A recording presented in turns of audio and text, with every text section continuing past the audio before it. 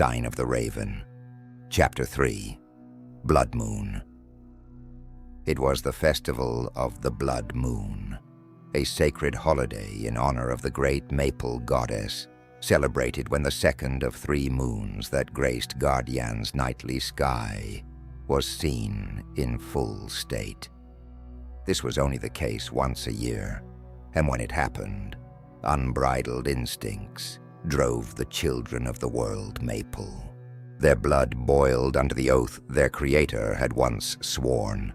Her flesh would turn to wood, her fiery red hair to ruby maple leaves, so that she could forever watch over her children as Rayonaigh's most powerful creature.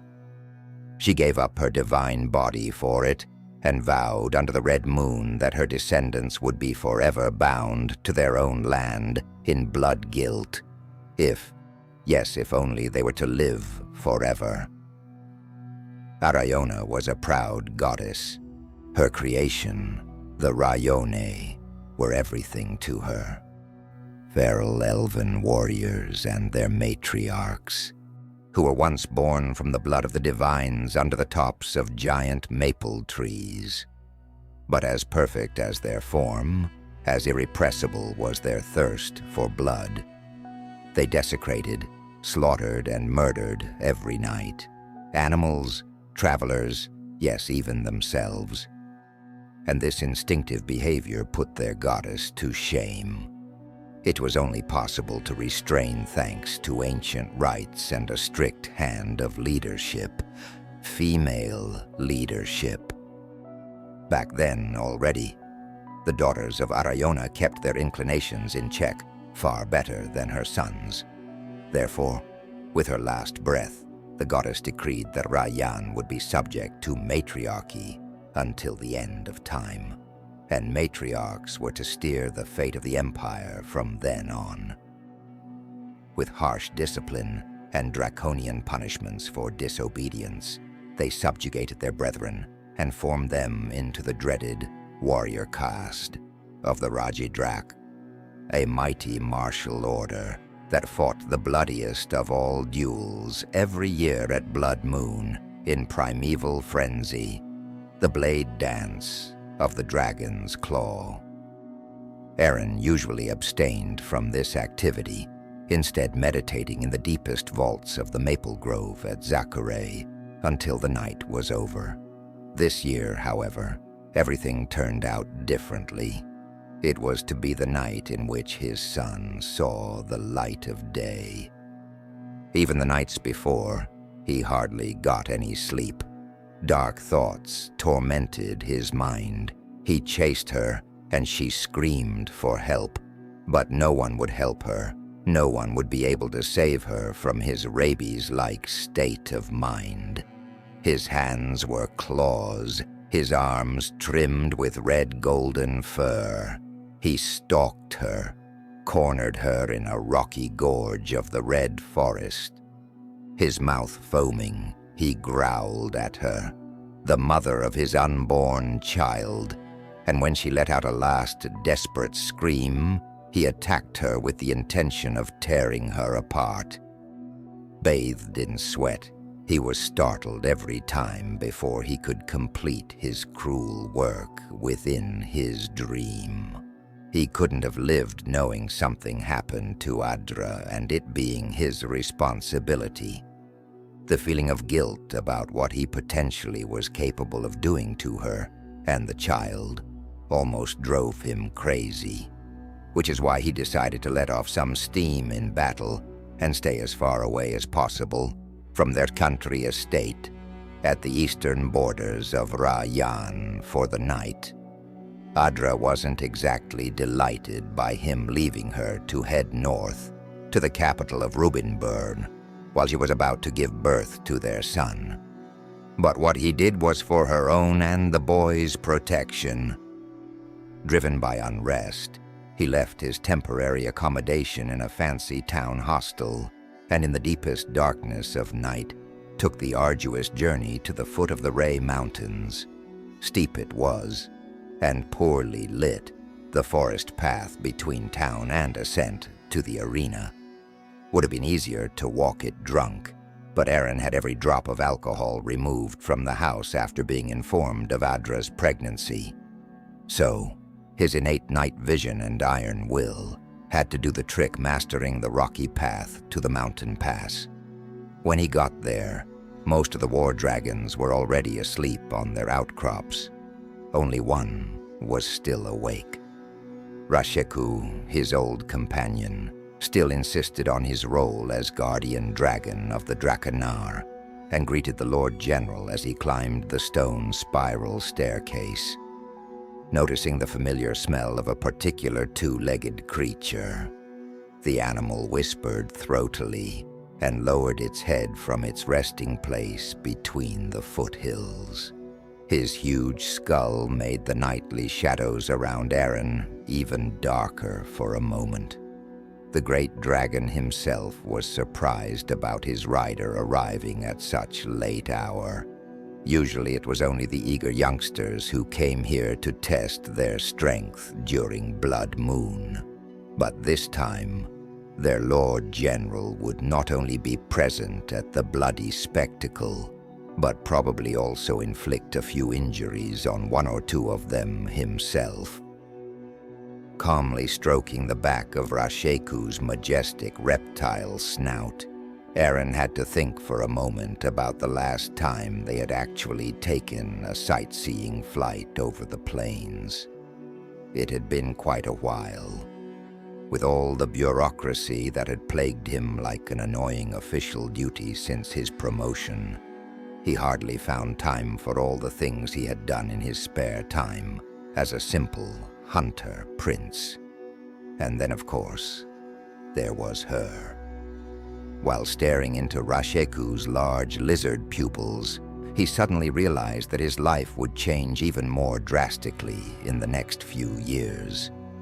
So, he patted the dragon on the chin once again in friendly a manner before continuing his way upwards. It was about 600 steps to the plateau of the Drakenar Arena. Located in a deep rock hollow, it laid surmounted by one of the oldest maples in Rayan. Arakon, the dragon's blood tree, shone in the sanguine moonlight like a sea of red clouds. It towered over the battlefield, whose facades were hewn from solid marble.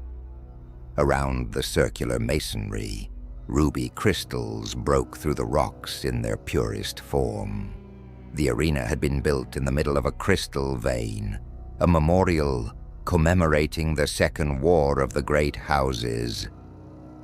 Brutal battles were once fought on this ground for the precious blood of the earth, and so Rayan's first matriarch, Aaron's mother Araya, decided that the ruby mines shouldn't belong to either faction.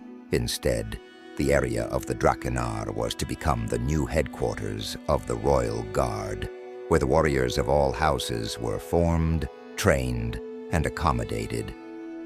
This Araya's self-will was to claim her life, but her will was law and would be upheld to this day, with one nightly exception.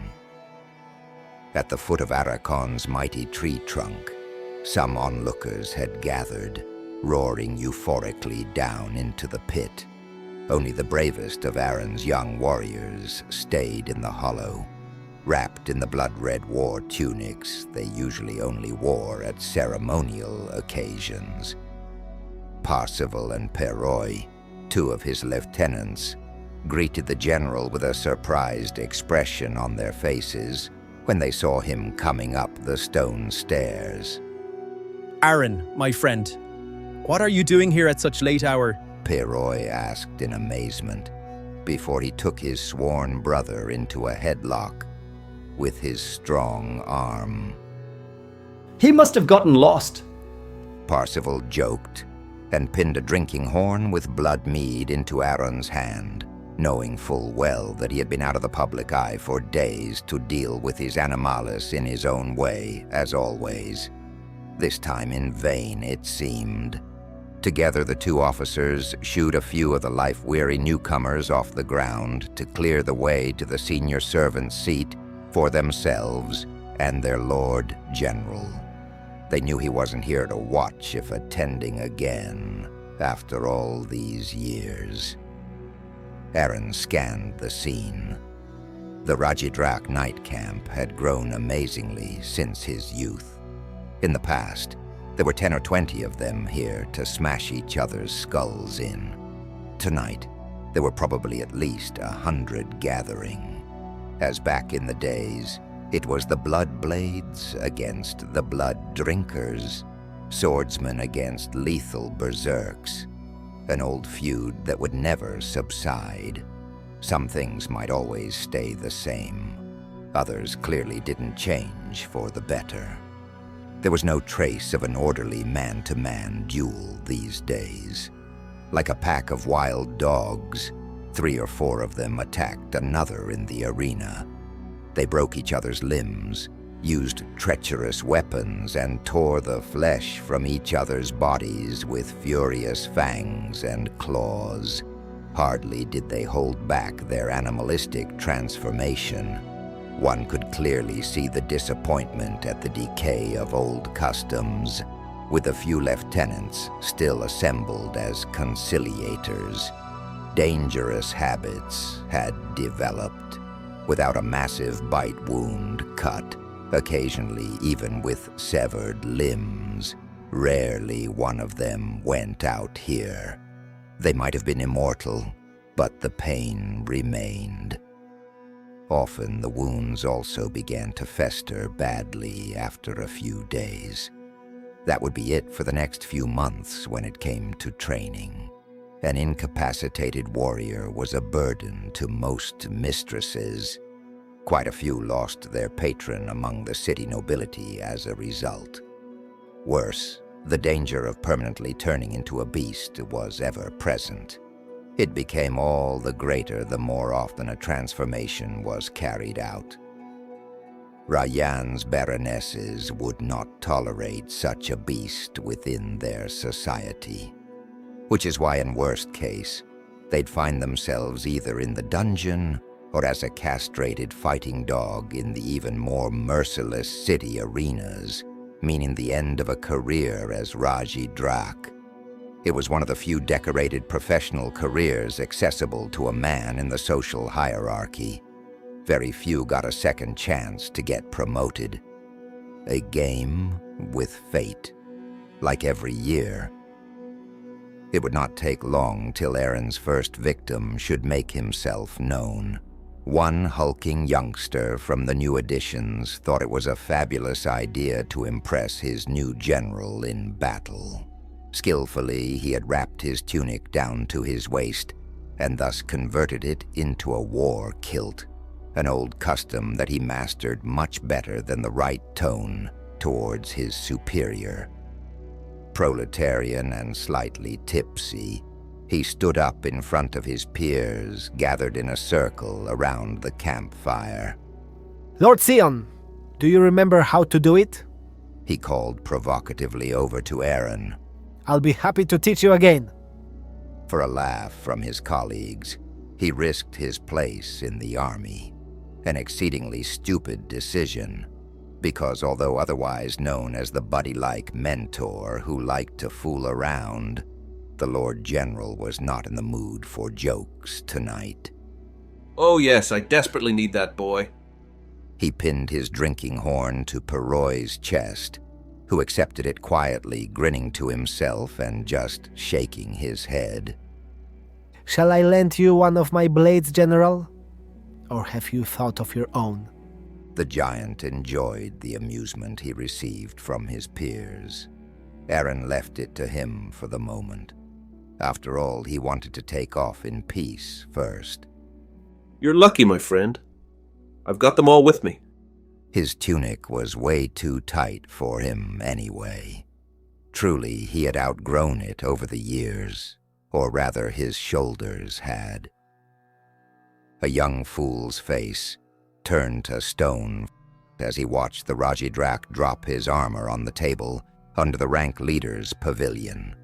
The strap held 3 of his best swords, 2 daggers, a saber, and an espada. He had dragged the weapons up the mountain under his tunic, and they did a great job of tensing his neck on the way.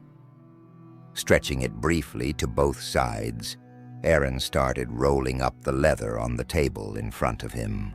Fleetingly, he glanced at the battle runes he had tattooed on both his arms during his training, wondering if he would need them tonight. Probably not. Then he looked over to the cheeky idiot at the campfire. Well, what is it? Do you want to put down roots over there, or what? Under the tense gaze of his pack, the young warrior now suppressed the last insolence in his chest. Was it because of the dragons about to land behind the arena, carrying a few guardsmen of honor in the saddle? Or because he, despite his size, looked a lot more slender than Aaron after the Rajidrak had exposed his torso? Whatever it was, the general didn't really care. To the bloodlord, Sion. The reckless giant got a casual snort in reply. He would soon be able to taste his blood. After he had professionally tied his long golden mane backwards into a knot, Aaron calmly made his choice of weapon. Well, at least he intended to do so. A few of the first-year students had very clear demands. Rune Fox! Rune Fox! They shouted at their general. Those whelps definitely drank more than they could handle tonight, and lounged around in the stands like the gentlemen of the arena. During their overzealous prayer, one of them almost fell off the parapet. If you finally shut up then. Aaron grumbled back. Always the same. Legends of his scimitar, Rune Fox, with which he was said to have once peeled a powerful warlock's depraved soul out of the bastard's chest, were still in circulation. It was Parsifal's fault. He knew it wasn't true when he took a sip from his drinking horn in amusement, and glared at Aaron, who had simply slashed the Witcher open and torn out his heart. But that didn't concern the whelps much. Hooting and cheering they were when their warlord gave in to their less than formal request. This limited his second choice quite a bit. Rune Fox was rather large for a saber. Thus the general's two-handed swords were already gone. What remained was a dagger, or the rapier. Again the puppies chattered in his way. Sanguinar! Take Sanguinar! Aaron snorted, but grumpily reached for Sanguinar. The espada weighed light in his hand, and was also very narrow and agile. Nevertheless, this boy's choir in the background gradually got on his nerves. Shut up, I said! Moodily, he spat on the ground, whilst fixing some cheeky whelps up there with a flaming look. Only when they fell silent with a cackle did he walk towards the arena with both blades in his hand, closely followed by the juvenile challenger, who had definitely taken his mouth a little too full. Tumultuous scenes in the arena quickly came to an end when Percival blew his war horn. Merely reluctantly and wolfishly growling, the primitive slaughter troops dispersed within the ring. Their retreat revealed a bloody area in the middle of the pit, in which lay a completely exhausted and badly beaten newcomer. His upper arms, his back, oh what, his whole body was cut open by powerful paw blows and completely disfigured. His blood-covered head looked like a damaged pumpkin. One eye was mightily swollen, the other hung half out of its eye socket. Two arbitrators dragged what was left of the guy from the battleground. In respectable distance, a juvenile giant trudged behind Aaron into the circle of combat. Eyeing him suspiciously, the challenger rammed his broadsword into the sandy ground at the sideline. Parsifal did what he did best in the meantime. Demonstratively, he stood next to the spot where the poor devil had crouched before and cleared a lost finger out of the way with his foot. Then he looked around, from the campfires up to the grandstand. Well then, you flat pipes. His voice echoed like a roundhouse kick into every corner of the arena. Now that we were able to look at the worst selection of bloody scrubs and duels like every year, may I present to you something with a little more talent for a change? He announced the next fight. Our Lord General himself is doing the honors again after almost 10 years and has also brought a training dummy with him. Laughter was great after his announcement. Just one didn't find it funny. The young challenger felt humiliated, but instead of crying like a toddler, rage drove him. He tore his clunky broadsword out of the ground and let out a battle cry. Having supplied their mobile dragon squadron, the guards of honor emphatically threw out the teenagers who had occupied their regular seats in the stands.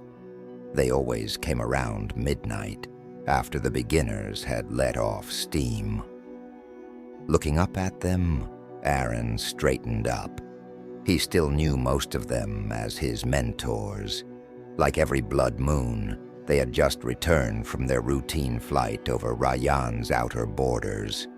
It was their job to make sure that none of the bloodlusted got too close to Nemisava's forest lines. An old pact between the two sister matriarchies demanded it. Fortunately, most Rayonaigh stayed away from the border area voluntarily. Nemisava's Night Striders made sure of that. Their entire edge of the forest was covered with banishing runes, which imprisoned uninvited guests in agony. Captured souls would not be released until they were either acquitted or dead. This made the Guard of Honor's work much easier. Nevertheless, the routine flights weren't a walk in the park. Air in altitude was cold, the weather not always pleasant, and the flying reptiles were no less capricious than the guardsmen at full moon. Dragons and dragon riders alike had to struggle with their hubris under the lunar phenomenon. To put up a good fight and to celebrate the end of the day together with plenty of alcohol, therefore, was more than their good right. Exhausted, they raised their horns in greeting for Aaron, an honor, even for him. Aware of this, he took the exercises and ritual fighting ceremonies they had taught him all the more seriously. A formal salute in their direction, then he turned to the cheeky challenger. So then, you mountain of an idiot, let's see if you're suitable for a blood drinker. Tryingly, the general swung Rune Fox around its own axis, as he first had to get a feel for the saber again. The broad, curved blade was made of the finest damask. Its handle was wrapped in red linen fabric, which prevented calluses on the hands pretty well. Quite the opposite of Sanguinar. Its grip, made of dark cherry wood, rubbed more or less in the palms, depending on the intensity of the fight. He would have preferred a dagger, but what a man wouldn't do for the fan community on the cheap seats. According to tradition, Aaron would have bowed before his opponent, with his blades held to heart. Time for it wasn't granted. He lost little time, that giant whelp. Immediately he began to strike with another battle cry, every beginner's first mistake. His open attack came to nothing. 'Twas little trouble for Aaron to adeptly dance around the blade of the sword rushing towards him, and while the sword wielder was still struggling to keep his balance after his sprint attack, the general already countered. Rune Fox did what it was notorious for. A quick, biting stroke at height of the giant's hip gave him a first taste of the consequences for ponderous footwork in battle. An angry growl he unleashed, but forbade himself any cry of pain. Hastily, he stumbled forward, slapping his arm in front of his loin to protect the open cut from excessive blood loss. It did not stop him from another life-weary attack. On the contrary, he stormed towards Aaron again in a rage, as if he hadn't learned anything. Once again, the general nimbly dodged his attack, this time giving the novice a kick in the buttocks on his stumbling path forward. Is that all? Aaron snarled, visibly disappointed by the lad's performance so far. I would have expected a little more, boy. If it wasn't the arena's war drums sending the newcomer into an angry bloodlust, it certainly was the general's condescending manner. Maybe it was the mead or wine, too. He'd already enjoyed both abundantly in the afternoon. A miracle he was still able to hold his sword in this condition, let alone fight a duel. But to be fair, he didn't do the latter very professionally. The berserker in him was strong, but not very smart, Aaron figured. Nevertheless, his superior attended his animal transformation with the necessary prudence. The aspirant's anger about being paraded by the Lord General only made his Animalis break out even faster. He visibly lacked instruction in dealing with this bestial side characteristic of every Rayonaigh. With wild eyes, he tore his head around to Aaron, baring his fangs in blind rage. In this state, he was pretty beefy. The general had to give him that. Unleashed on a Rayan suburb, he would no doubt have stirred it up and done the blood drinkers all honor. If only he'd had the necessary restraint to curb his urges and this adolescent desire to prove himself. But as it was, he would unsuccessfully take his anger out on a beast tamer who had already trimmed larger blocks. Like a raging toddler who, screaming and thrashing, was working towards nothing more than exerting himself excessively, the newcomer appeared. With each futile attack, his wrath grew further, and his form took on more and more monstrous proportions. First, his eyebrows became bushier, then his beard and cheek hair, and finally, after the 6th or 7th failed attempt to land a strike against Aaron, all his upper body hair had turned into thick fur. The boy had completed the first stage of a Rayonaigh's metamorphosis, the blood fox. Secretly, Aaron had hoped he'd finally get to deal with a dragon blood once more, but very few had mastered the full potential of Arayonna's legacy so far. Such transformation required unimagined forces, exponentially increasing in amount the higher the animal forms of shape-shifting became, and the lad already seemed overwhelmed by it. Yet Aaron would show no leniency, despite the adolescent beast starting to jump. With the sword still in his claws, the young blood fox heaved it down on his opponent from a great height. With a deafening scream, he smashed the blade into the arena ground, splitting several cobblestones in two. His thundering stab was followed by a no less powerful side blow, hoping to mercilessly clear his Lord General out of the way with a sweeper. Unexpectedly, though, Aaron leaped backwards instead of sidewards, which gave him the opportunity to make the monstrous puppy's shoulder acquainted with a well-aimed blow of Sanguinar's blade. An agonizing howl resounded through the arena, accompanied by a cheering murmur from the crowd. That blow found substance.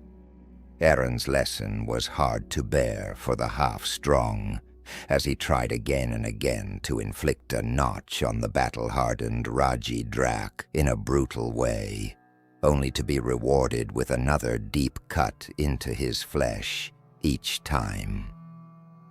Come to your senses, boy. Boiling red, the general's eyes glowed under the blood moon as he watched the fool making himself the laughingstock of the arena. Aaron was about to get ready for the whelp's next act of desperation when a voice all too familiar cut through the now silent rows of spectators. Don't you think you're getting a little too old for such banter, dear Brr? The Lord General froze for a moment. Then his gaze wandered swiftly from the blood fox over to the crowd of spectators. They still continued to stare at him, or rather behind him, where a well-known local legend was casually leaning against one of the stone arches surrounding the Drakenar's arena grounds. Another figure one wouldn't have expected here tonight. Ryan? Aaron meant to scan the scene for the vocal troublemaker, an extremely ill-considered reaction because the puppy he had just reprimanded with bloody blows was far from done. Seeing his chance in the distraction, he rushed towards the Raji Drak again and could have inflicted serious injuries had Aaron not possessed the savvy reflexes that had saved his life so many times before. Nevertheless, he caught a slight stroke of luck from the furry colossus's broadsword this time round, deep enough to slit Aaron's cheek flesh lengthwise, brash enough for him to finally lose his temper. In disbelief, the general dropped his weapons and touched his cheek in perplexity as it began to pulsate and fill his mouth with the taste of molten iron. When he pulled his hand from the gaping wound again, he saw only red. A bloody palm in front of his eyes seemed to deform. At first it was only a tremor deep within his chest, then an increasingly insistent quake, until finally sharp claws burst out of his fingertips. Aaron still tried to stop the transformation, but the death-addicted whelp wanted otherwise. Believing himself confident of victory, he intended to add a second strike to his balance. However, approaching the general with his arm extended far in order to hit, he already felt the paw of another fox beast around his throat. It didn't just grab, but dug its claws deep into the wannabe butcher's neck. Next, there was a strong jerk before the young beast was hurled to the other end of the battleground in a high arc. In the standing areas of the Drakenar, youngsters raged violently. Now the lad would experience a real fight among blood foxes. On the touchline, Parsival and Peroy became restless, not because they feared for the well-being of their fighting brother in arms, but for his self-control. Their fear was justified. Aaron had not activated a single battle rune before the fight began. There was nothing to keep the beast within him in check now.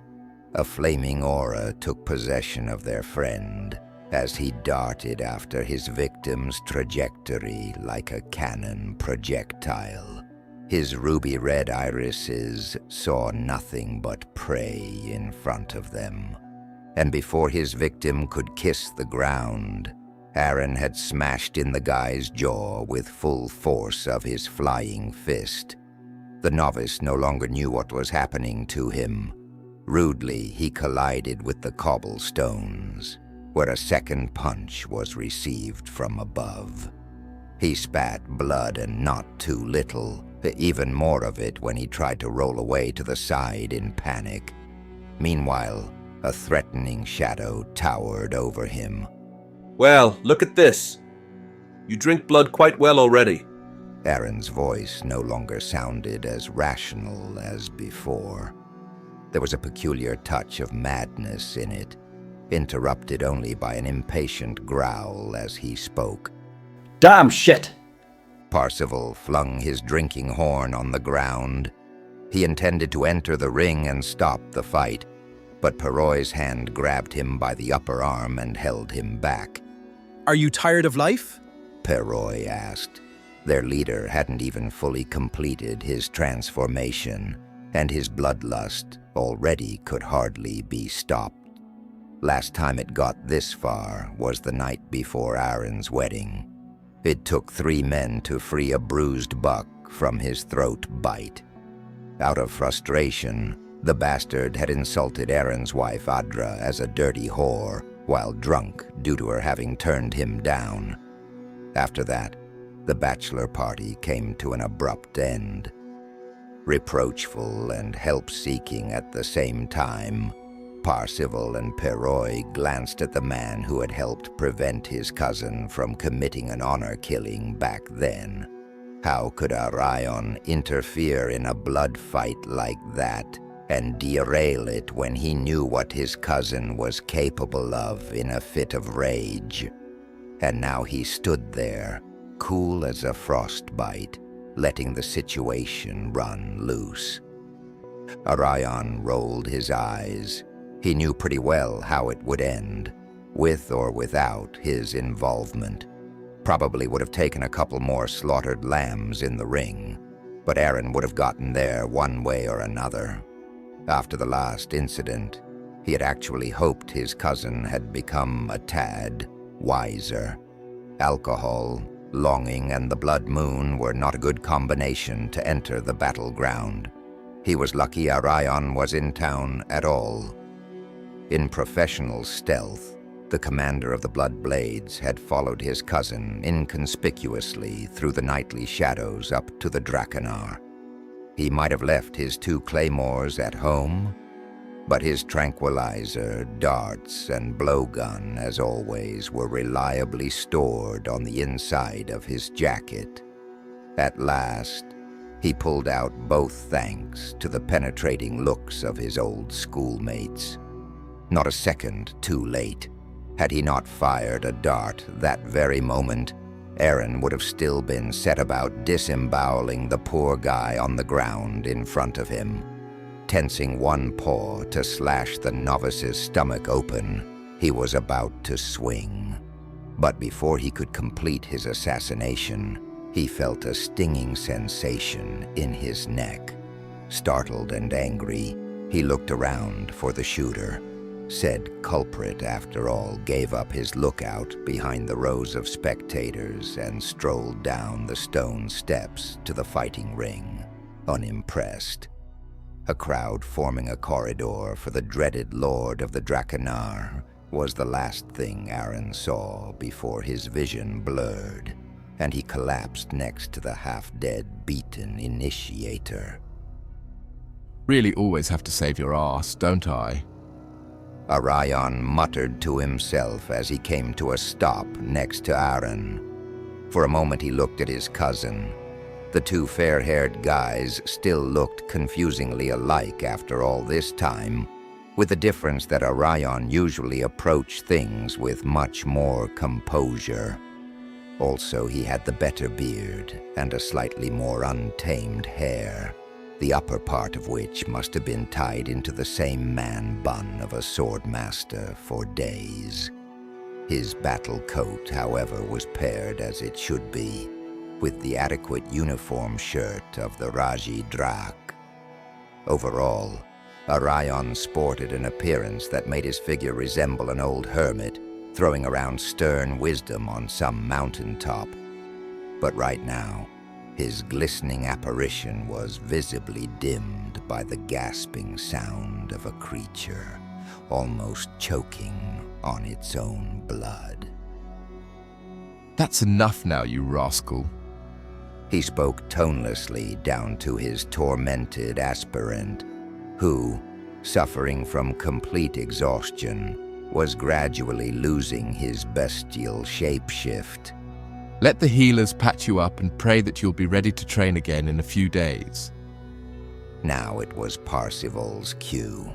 Sighing in relief, he scurried like a snow flurry with waving arms to Rayonaigh and the 2 mock corpses in the ring. All right then, guys. You had your fun, he announced loudly. Now it's time for the tap. Go beat each other up in the forest or something. His jokes were not so well received by the viewers. They were anything but enthusiastic about the interruption. Aye, what's that supposed to mean? Boo! Rigging! We're not at your annual family meeting! The audience found clear words for the premature termination of the fight. Great job you've done there. Parsifal hissed sullenly at Rayonaigh, who in turn, visibly unnerved, had to take a deep breath before personally addressing the audience. Right, listen up, yelled the Lord Commander. This is still my arena. If you have a problem, come down and I'll fix your parting with an axe. There they were again, the unmistakable blood relations between two Raji Drak, whose roar could always be heard the loudest. But the crowd was no longer intimidated by this. Shite, man! It's Blood Moon! Why do you always have to fuck things up? They behaved like toddlers. Yeah, shame on me. Now cut the crap, girls. Provocative as always, Rayonaigh stirred up the crowd. In the meantime, the violated giant seriously had enough and quietly crawled away from the scene in the background.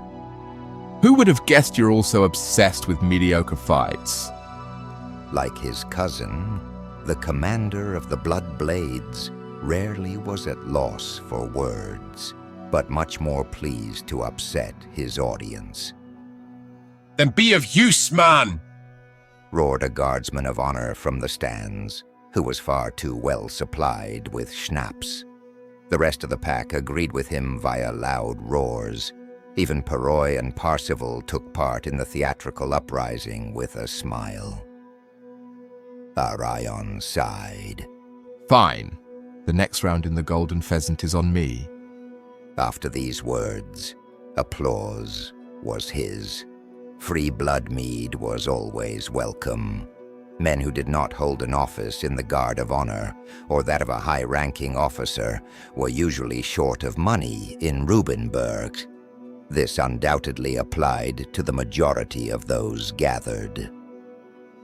While the cheering crowd made its way to the exit like a lively avalanche, Rayonaigh picked up his blood brother's weapons from the ground, excellently accompanied, of course, by marginal comments from the two arena guards.